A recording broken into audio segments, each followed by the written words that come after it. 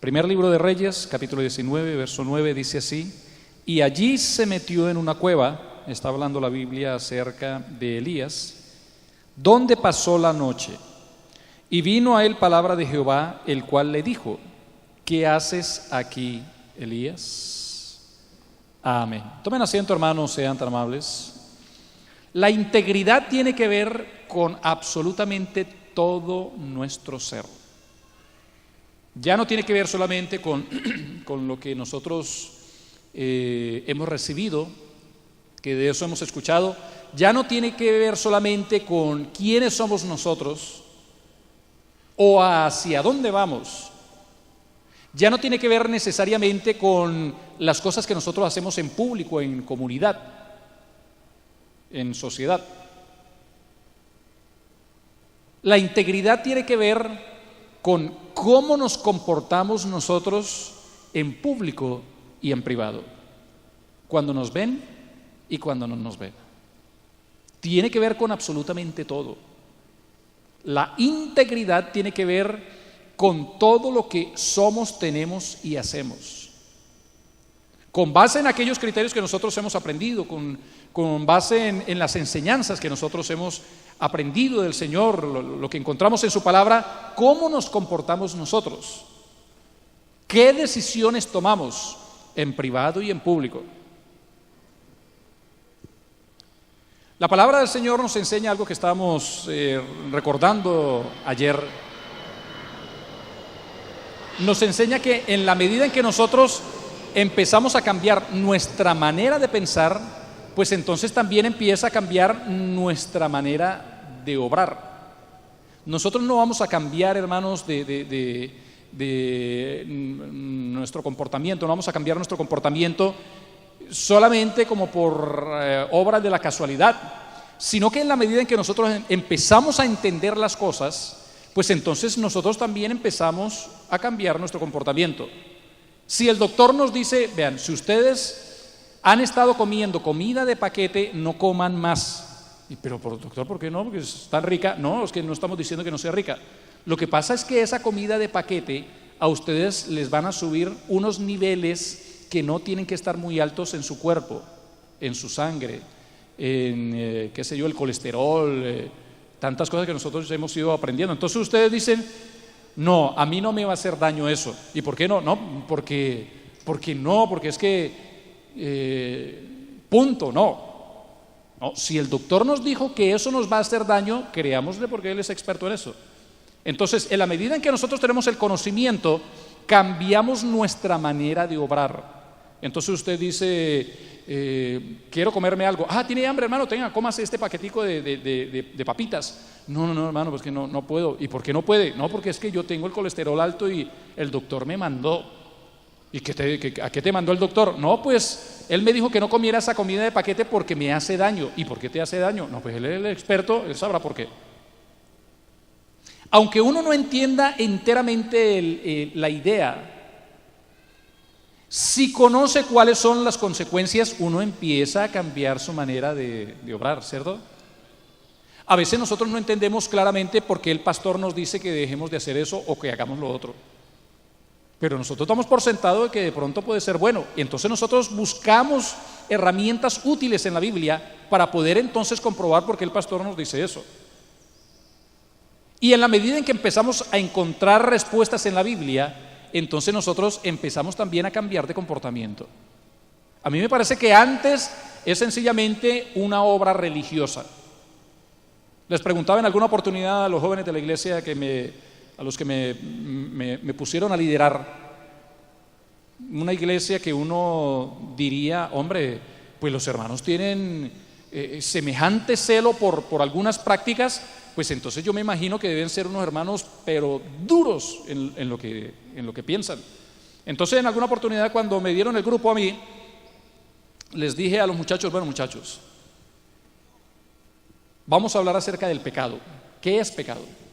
Entonces, yo mirando así el grupo, yo dije: esta muchacha que luce como tan santa, como tan espiritual y como tan conocedora, entonces yo le voy a preguntar a ella: bueno, ¿quién se anima para decirme qué es pecado? Y como los vi así tan tímidos, entonces yo le dije a la muchacha que estaba sentada aquí: por ejemplo tú, a la muchacha representativa de la santidad de los muchachos, ¿sí? Uno podría llegar a juzgar: ninguna tan santa como ella. Entonces yo le dije: bueno, si nadie se anima, tú, por ejemplo, ¿qué opinas acerca del pecado? ¿Qué es pecado? Entonces ella quedó así como sorprendida y dijo: ¿en hombres o en mujeres? Entonces empezamos mal. Bueno, pues te la voy a poner fácil: en mujeres. Bueno, entonces ella dijo: en mujeres, encresparse las pestañas y cortarse las puntas del cabello. Ah, eso es pecado. Entonces ella me dijo: sí. Y bueno, ¿y de dónde sacaste tú eso? Entonces ella me dijo: el pastor nos lo enseñó. Y entonces yo dije: bueno, ¿y de dónde sacó el pastor eso? La Biblia dice que los mandamientos de los hombres con el tiempo pierden su uso. Es decir, la gente se empieza a dar cuenta de que ese mandamiento de pronto no tenía mucha utilidad. Pero cuando nosotros encontramos un mandamiento en la Biblia, el mandamiento del Señor es transcultural y atraviesa inclusive el tiempo. No está circunscrito solamente a un espacio de tiempo o a algún lugar en la tierra.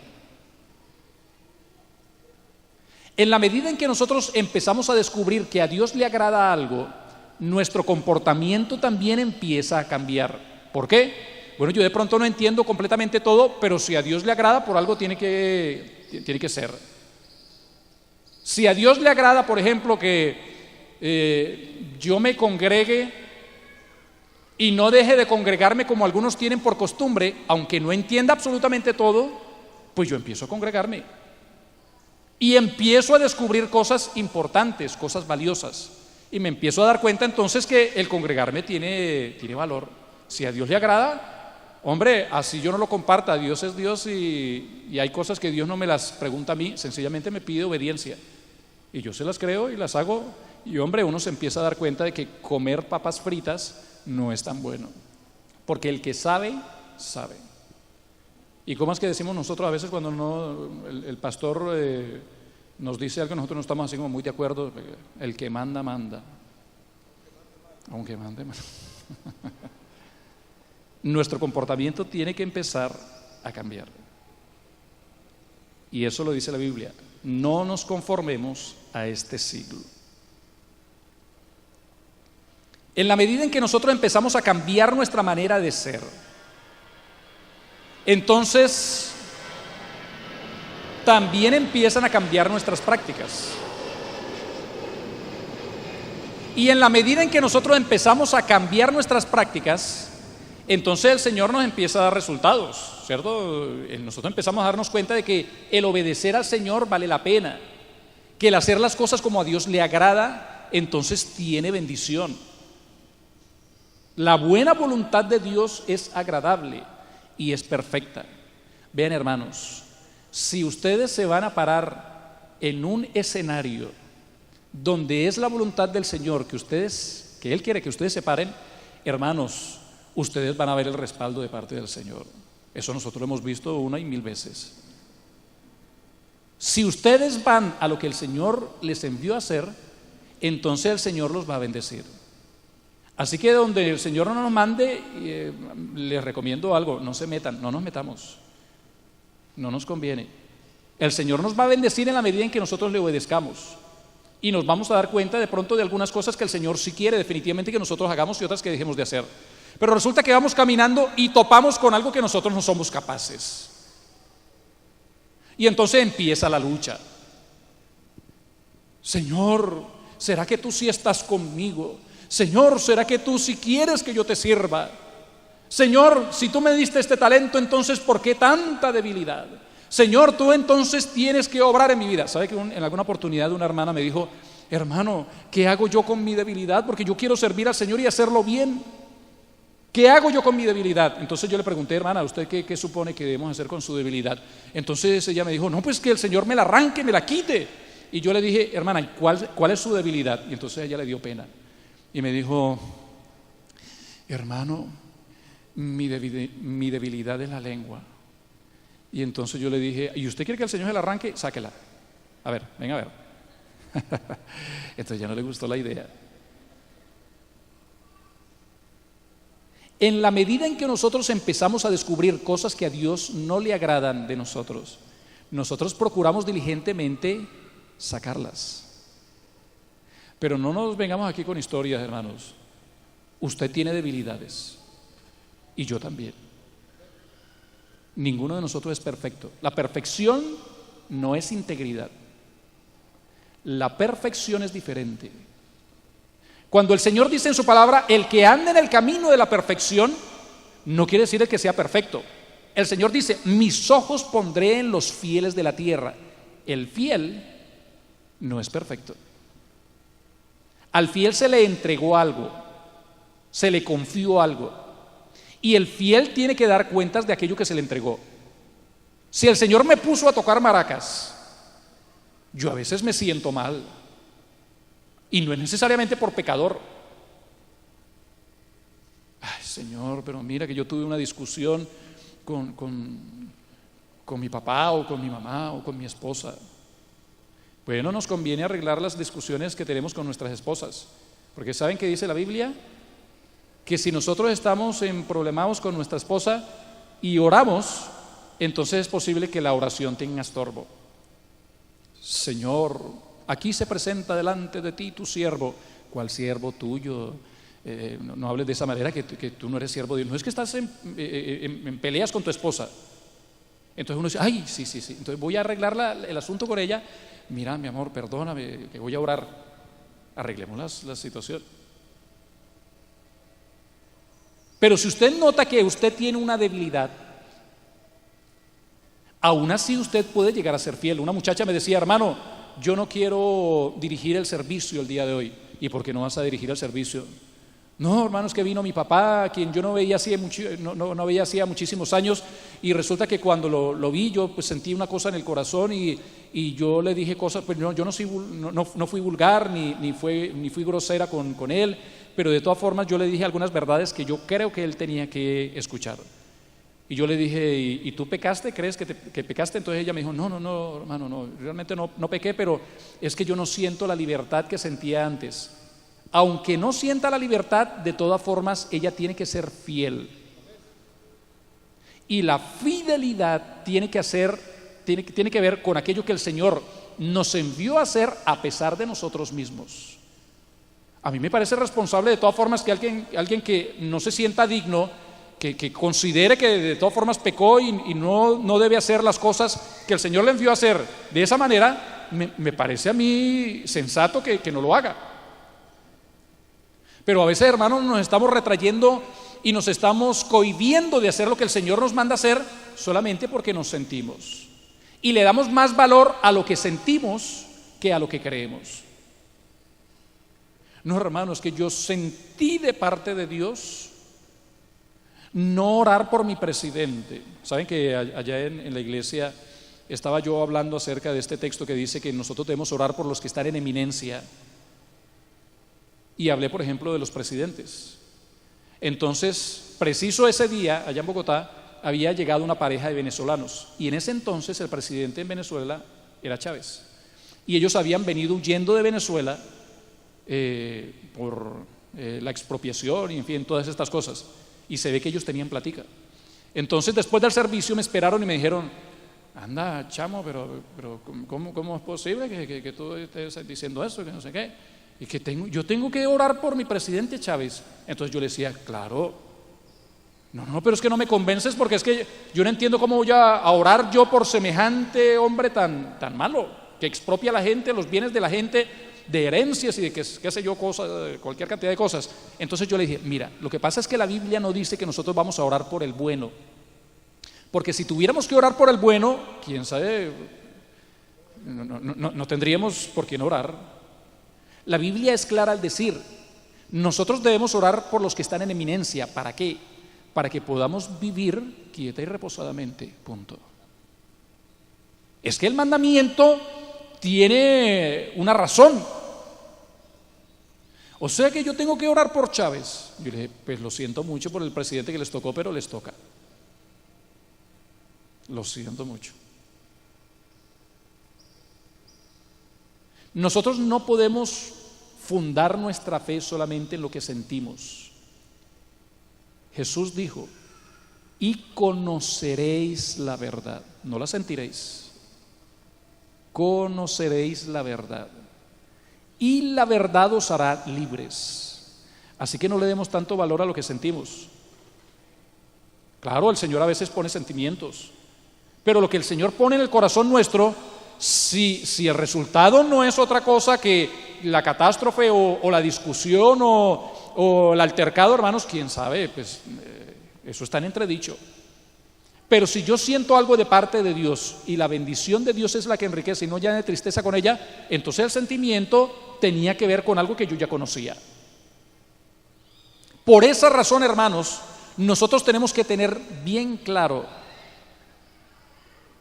a quién estamos sirviendo y por qué le estamos sirviendo. Usted y yo tenemos debilidades. ¿Y entonces qué hacemos con las debilidades?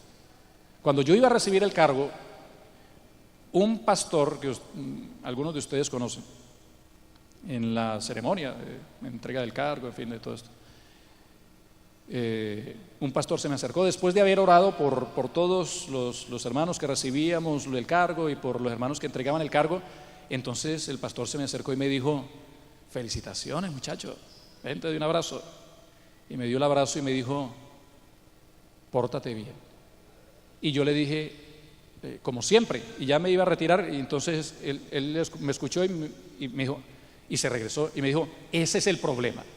Y como yo ya vi que me iba a regañar, entonces yo reorganicé rápidamente el pensamiento y le dije, no, hermano, porque como siempre procuro. Es otra cosa. Ven, otro abrazo. Ven para acá. No me diga que a usted le sale todo bien.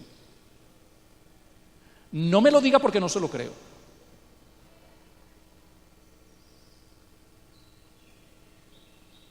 Que no practiquemos el pecado no nos ha alejado lo suficiente de él.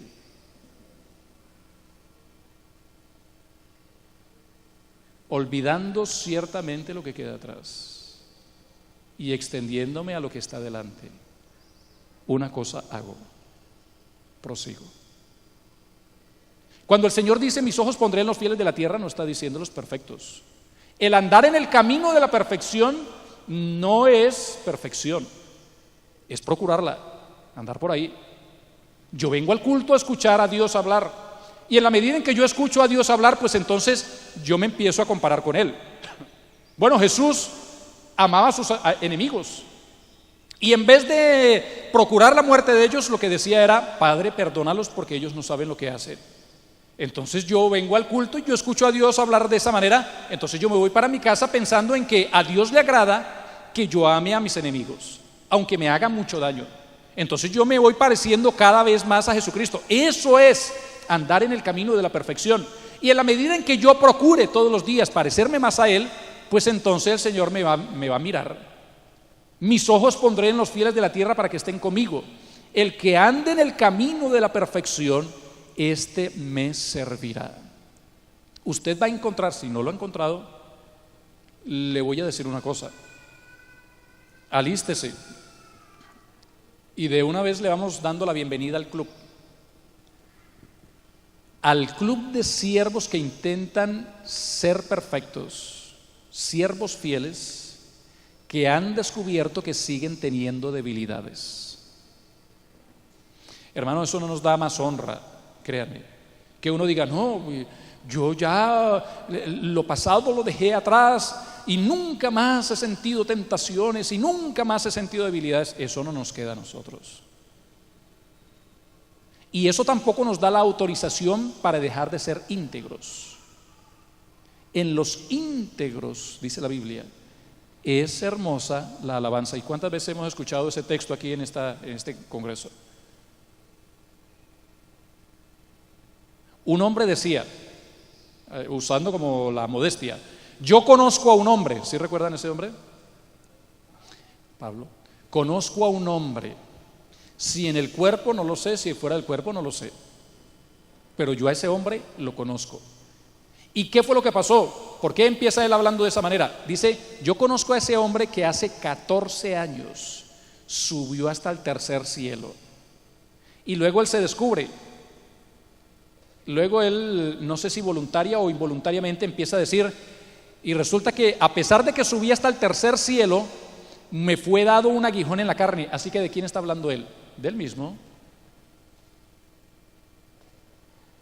Él está hablando del mismo. El apóstol Pablo, después de haber subido hasta el tercer cielo, se empezó a dar cuenta de que tenía debilidades. Me fue dado un aguijón en la carne, un mensajero de Satanás que me abofeté.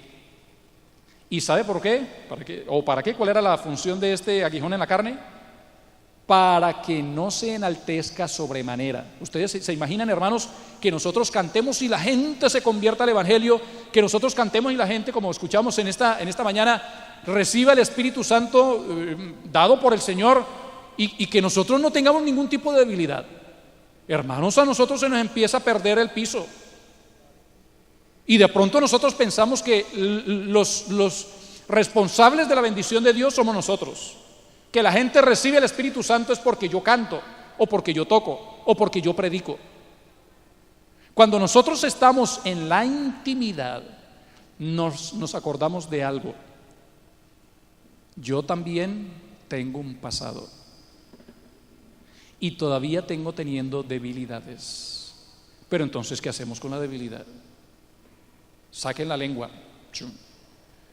No, hermanos, que mi debilidad no es la lengua. Bueno, pero entonces de pronto es la avaricia. Presten para acá la platica entonces, para que dejen de ser avaros. O mis ojos, hermano. Bueno, entonces saque los ojos, entonces vamos a arreglar el problema. ¿Saben que un muchacho me dijo, se nos perdió de la iglesia y cuando lo volví a ver, le pregunté, bueno, ¿y dónde estabas? No, hermano, que me tocó irme para el hospital porque es que de todas formas la gente no entiende el Evangelio. ¿Y qué pasó? Entonces, no, lo que pasa es que la Biblia, yo me encontré con un texto que dice la Biblia que si tu ojo derecho te es ocasión de caer, pues entonces sácalo de ti. Y yo cuando encontré ese texto, yo recordé que este ojo derecho a mí me tiene perjudicado, entonces me lo intenté sacar y al hospital fui a dar, que mi familia no entiende el Evangelio. Entonces yo le decía, mira, el que no entiende el Evangelio eres tú. ¿Cómo se va a sacar el ojo? Y de verdad lo tenía así como mirando para el otro lado. ¿Qué hacemos entonces con mi debilidad? Bueno, hagamos un ejercicio aquí rapidito, a ver si es verdad que sí somos lo que somos. Los débiles, los que han descubierto una debilidad en su vida, digan gloria a Dios. Amén, gloria a Dios. Ahí estamos todos. Estamos metidos en el mismo saco.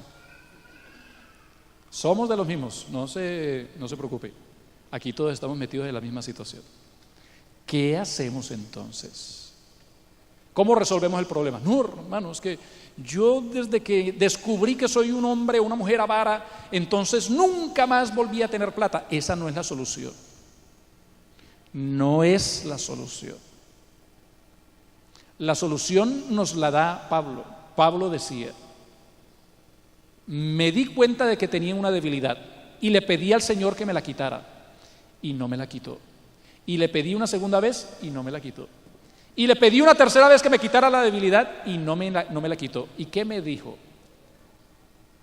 Bástate mi gracia, porque mi poder se perfecciona en tu debilidad. Entonces, cuando yo reconozco que soy débil, el reconocer no es indignidad, hermanos. Eso no es indignidad. Yo reconozco que soy débil y ¿qué le vamos a hacer? ¿Qué hacemos? ¿Lo escondemos o lo reconocemos? Yo lo reconocí. Hermanos, la Biblia dice que Jesucristo fue resucitado por el Espíritu Santo de nuestro Dios.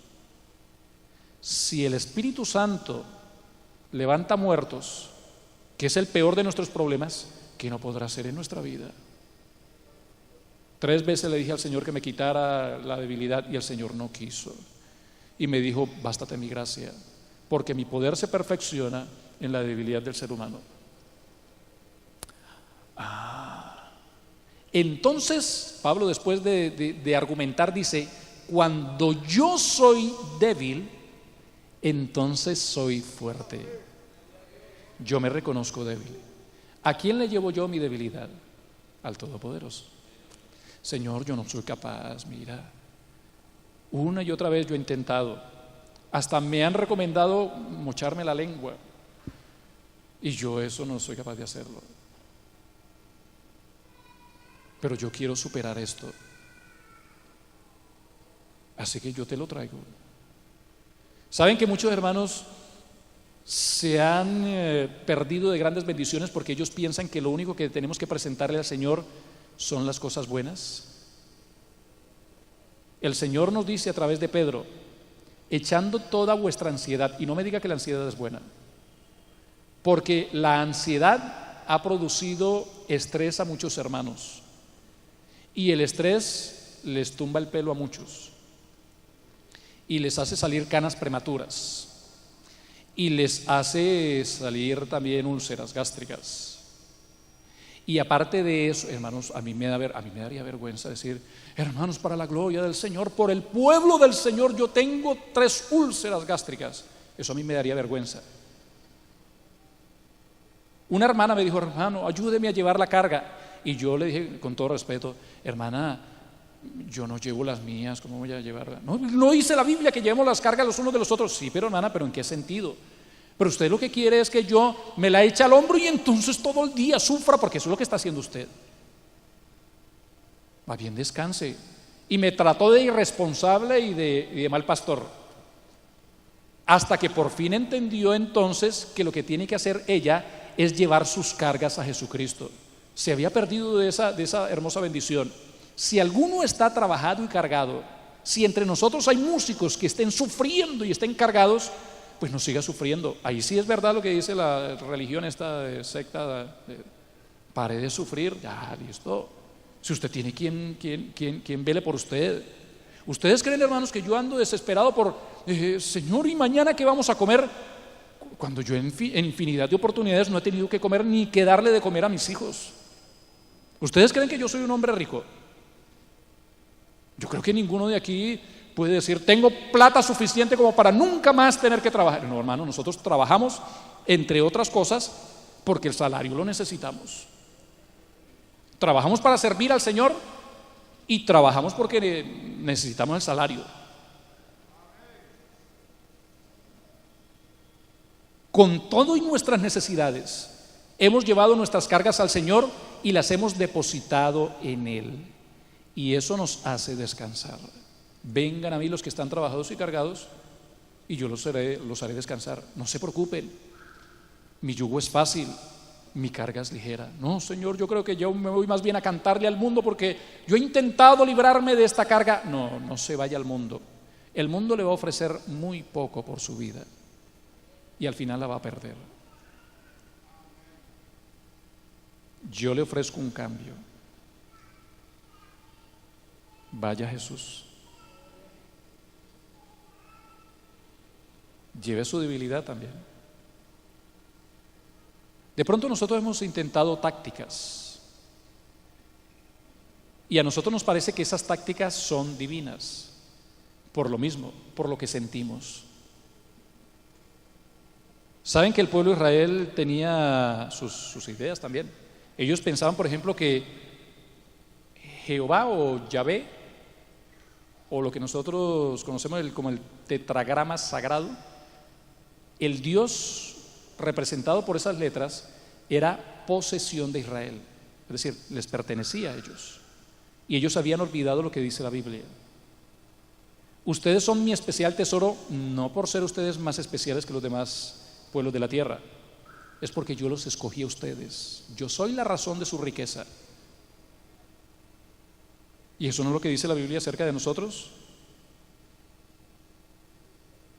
Para que la excelencia del poder sea de Dios y no de nosotros, este tesoro fue puesto en vasijas de barro. Hermanos, a veces, digamos aquí las verdades, ya que estamos aquí sincerándonos, ya ustedes me dijeron: Yo ahorita tomo una lista de todos los que me dijeron que eran débiles y yo se las presento a su pastor para que el pastor sepa con quién está tratando. Ya no nos estamos sincerando, estamos aquí. ¿Ustedes creen que el Señor viene aquí a las reuniones nuestras porque aquí encuentra a los mejores cantantes que puede encontrar? Hermanos, si a veces hasta se nos vuelan los gallos, no me diga que no. Si yo los he escuchado, a mí se me han salido unos cuantos, que los agarro en el camino es otra cosa, pero se nos sale. Y con todo y eso, la gente se convierte al Evangelio. Algo pasó. El pueblo de Israel pensaba que habían cosas que eran Dios y no lo eran. Elías necesitaba, hermanos, un encuentro con Jesús, con nuestro Dios. Eso necesitaba Elías. Pero entonces Elías no podía tener ese encuentro con el Señor sencillamente porque como él estaba tan ocupado haciendo milagros, haciendo descender fuego del cielo, invocando el nombre de Jehová de los ejércitos, pues entonces él necesitaba un escenario especial. ¿No le ha pasado, hermano, hermana, que de pronto el Señor lo mete en un problema, en una dificultad del que usted y yo hemos aprendido? ¿No le ha pasado? Es como si usted fuera movido por el Señor no para estar en el púlpito donde usted acostumbra a cantar, sino que el Señor lo mueve a otro púlpito donde usted usa otro tipo de micrófono y donde el Señor puede hablarle clarito a su oído para que usted pueda entender qué es lo que está pidiendo Él de nosotros. La experiencia de Elías, hermanos, ¿quién puede decir que no fue gloriosa? Claro, fue una cosa extraordinaria. Hacer caer fuego del cielo después de una oración. Matar a 450 profetas de Baal y 450 de Acera. Eso no es poca cosa.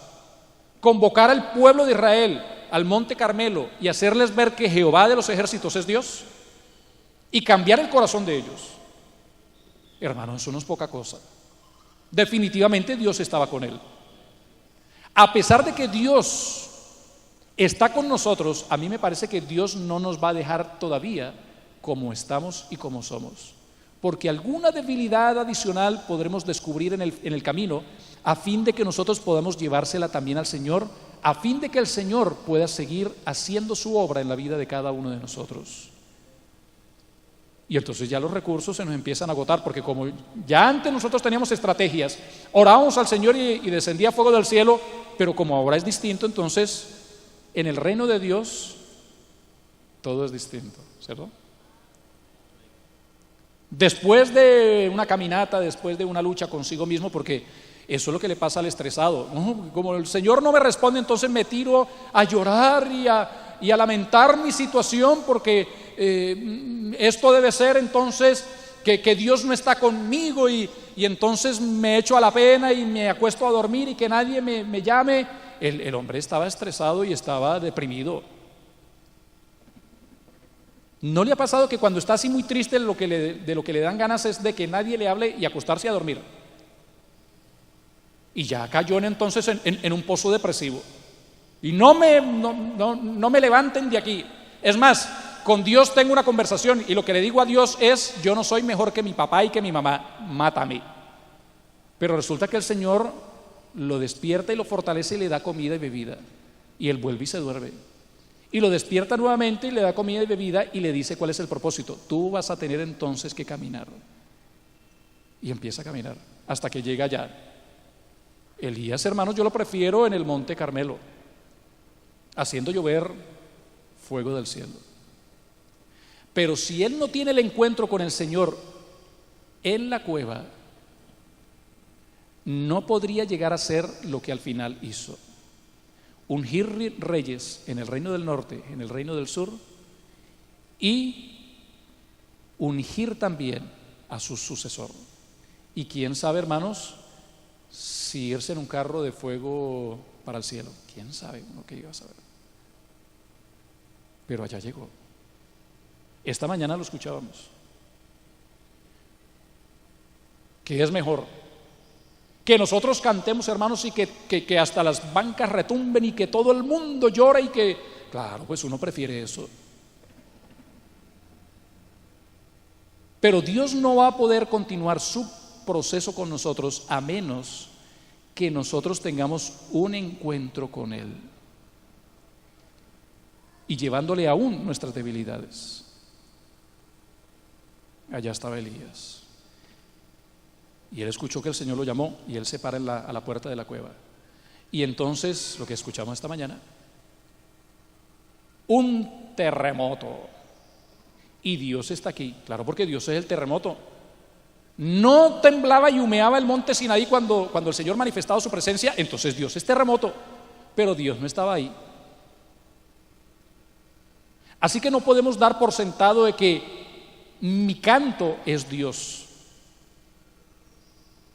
porque Dios no es canto.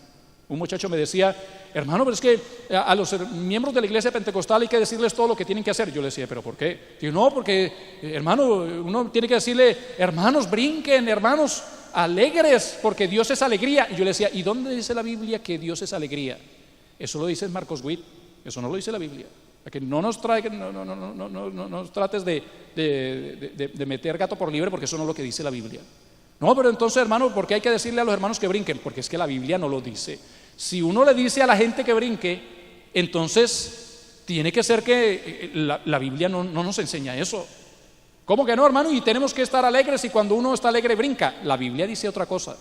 ¿Está alguno alegre entre vosotros que cante alabanza? Ni cerquita. Ni cerquita. No es que a uno cuando está alegre se le va la mano. Yo llego alegre a mi casa y entonces yo agarro a mi esposa y empiezo a darle vueltas a mis hijos y de pronto brinco un poquito y de pronto, pues, qué sé yo, hasta me dan ganas de bailar con ella, imagínense.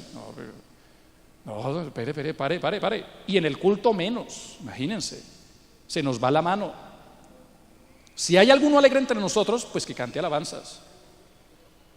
¿Alguno está angustiado? Pues haga oración. Que no se nos vaya la mano ni por alegres ni por tristes. Dios no era terremoto, un fuego que descendía del cielo y que consumía los montes. Entonces Dios es fuego, pero Dios no estaba ahí. Dios no es fuego.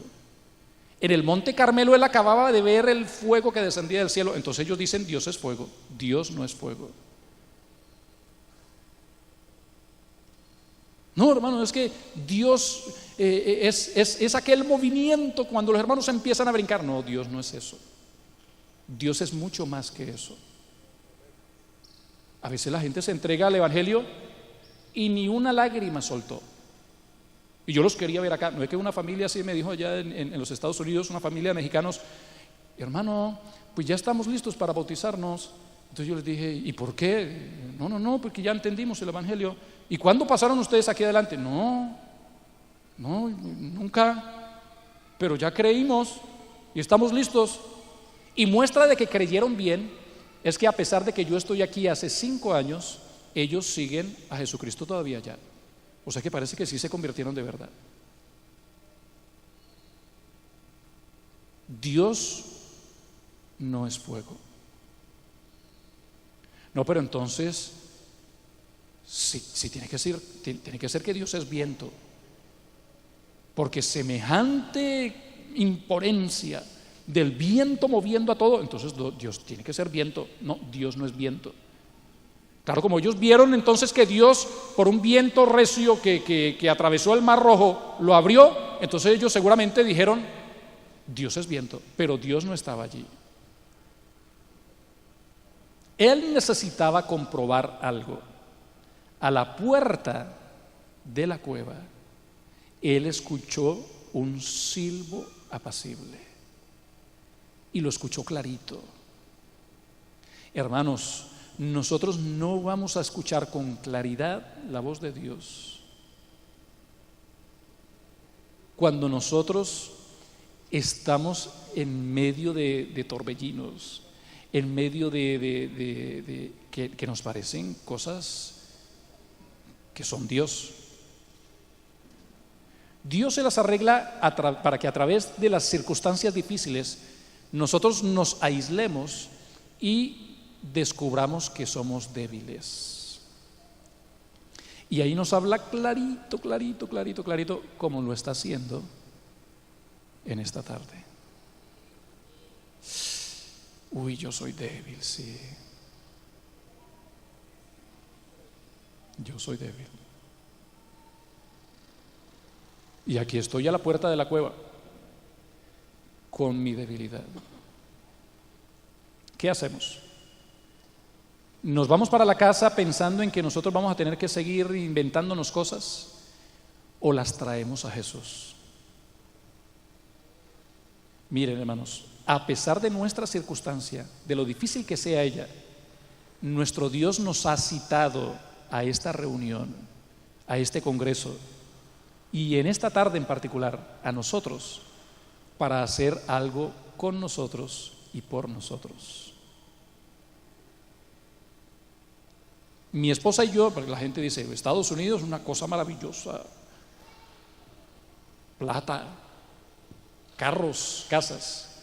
El Señor nos llevó a nosotros, hermanos, y yo en los momentos de dificultad que vivimos mi esposa y yo allá en los Estados Unidos durante 7 años, yo le decía, mamita, pero agradéceme que te traje a la primer potencia del mundo. Y ella me decía, pero me trajiste aquí a morirme de hambre. No, gracias al Señor no se me murió de hambre. Nosotros por 3 años estuvimos preguntándole al Señor si nos teníamos que ir o no. Y a los 3 años el Señor nos respondió, sí, váyanse. Y llegamos a los Estados Unidos. Hermanos, eso para nosotros fue impactante, porque nosotros, yo en particular, entregué la iglesia donde era pastor. Me fui a una organización que no es la nuestra. O sea que ya hay un cambio, si usted lo quiere llamar, de estatus, llámelo así. Entrego la iglesia y me voy a los Estados Unidos a una administración extraña, a no ser pastor. Y durante 3 meses más o menos, sentadito en la banca, sin poder participar más que en gloria a Dios, amén, ofrendas, diezmos, como cualquier creyente. El reto del inglés, el reto de la cultura organizadísima de los Estados Unidos en una ciudad donde todavía se tiene cierto orden, la cultura, la gente, la administración de la iglesia, si usted lo quiere llamar así, el estatus, todo cambió. Entonces uno empieza a darse cuenta de que empiezan a cambiar muchas cosas y uno empieza a decir, hombre, pero ¿en dónde me equivoqué entonces yo? ¿Dónde fallé? ¿En dónde hicimos un giro a la derecha o a la izquierda y nos embolatamos de la voluntad del Señor? Nosotros nos íbamos al culto de oración que tenían los hermanos allá, que celebraban los hermanos allá, que es 1 hora de oración. Uno llega al culto de oración y se arrodilla a orar 1 hora. Y después de la hora de oración, entonces nos levantamos, hacemos un corto devocional como de 10 minutos y cada uno para su casa y chao, ofrenda y vámonos. Así era el culto de oración. En medio de ese torbellino de sensaciones y de situaciones que nosotros estamos viviendo en la cabeza, llegamos con mi hijo. Mi hijo mayor en ese entonces tenía 3 años, era el único que nosotros teníamos, mi esposa y yo. Y ella no me decía nada y yo no le decía nada. Pero hermanos, les soy sincero, en una tormenta en la cabeza, como pocas hemos vivido nosotros. Y llegamos al culto de oración. Llego yo y me arrodillo, y mi esposa se arrodilla, y pusimos al niño acostadito acá, 3 años, empecé a dormir mientras nosotros oramos. Así que lo acostamos aquí, y nosotros nos arrodillamos encima de él, y apretamos el puño, y empezamos a llorar. ¿Qué pasó? ¿Dónde me equivoqué? ¿Por qué me pasó esto a mí? ¿Dónde me equivoqué? ¿Qué hice yo? ¿Dónde me equivoqué? Y mientras nosotros estamos, porque mi esposa también lloraba de dolor, ni ella me decía nada, ni yo le decía nada, pero sufríamos. Y mientras nosotros empuñábamos la mano, mi hijo empezó a cantar, un niño de 3 años, yo soy Jesucristo, yo estoy contigo, yo soy tu amigo, yo estoy contigo. Y de pronto el llanto cambió de sentido. Entonces entendimos que era parte del proceso del Señor para que nosotros no fuéramos los mismos, para que por fin entonces hiciéramos su voluntad, para que comprendiéramos entonces que el Señor nos había llevado con un propósito. Nos llevó a la puerta de la cueva y ahí nos sostuvo y nos habló clarito al oído. Hermanos, yo creo que el Señor en este congreso nos ha traído para hablarnos al oído. Lo que hice yo fue llevar todo lo que era, todo lo que tenía al Señor, y ahí se lo dejé. 7 años de experiencias todos los días. El día que llegamos a los Estados Unidos, no me descubrieron un tumor, porque no sabía que lo tenía, pero empecé a sufrir las consecuencias de un tumor. A las 3 de la mañana, 2, 3 de la mañana, todas las mañanas durante 7 años, yo despertaba con un dolor tan profundo que me desmayaba.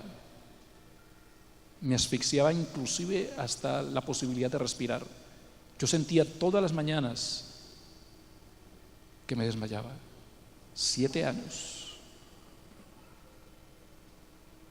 Todos los días sufriendo el mismo dolor. Y yo me levantaba en la mañana y le decía a esa hora, 2, 3 de la mañana, Señor, aquí estoy. ¿Qué más podemos hacer? Aquí estoy, Señor. Y gracias al Señor, el Señor nos dio la victoria. Y aquí estamos. No nos fue tan mal. Aprendimos no solamente muchas cosas, no solamente eso fue lo que hizo el Señor, nos pulió y nos formó.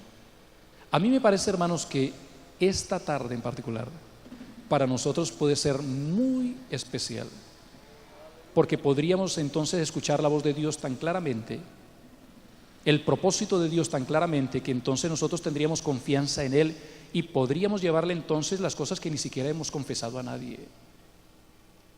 Hay cosas que, hermanos, nosotros nos hemos guardado. Yo no puedo decirle eso a nadie porque es que esa es mi debilidad y yo no se la he confiado a nadie. Bueno, confiésela al Señor en esta tarde.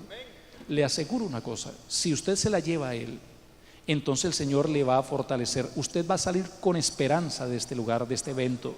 Usted podrá llegar a su casa y decir, hombre, yo sigo teniendo esta inclinación, esta atracción que mi carne quiere que yo le satisfaga, pero yo no voy a volver al mismo lugar porque sencillamente yo ya se la llevé al Señor y Él me ha fortalecido. Su gracia me es suficiente. ¿Cuántos quieren hacer eso en esta hora? Vengan aquí. Y vengamos con nuestra debilidad. Vengamos con nuestras necesidades. Vengamos al Señor con las cosas que hemos venido descubriendo en el camino, que para nosotros se han convertido en un problema. Si las llevamos a Jesús en estos momentos, entonces Él nuevamente nos repetirá lo que le dijo en alguna oportunidad al apóstol Pablo: bástate mi gracia, porque mi poder se perfecciona en tu debilidad. Entonces podremos decir lo mismo que dijo el apóstol Pablo: cuando yo soy débil, entonces soy fuerte, porque todo lo que tengo yo se lo llevo a Él, inclusive mis debilidades.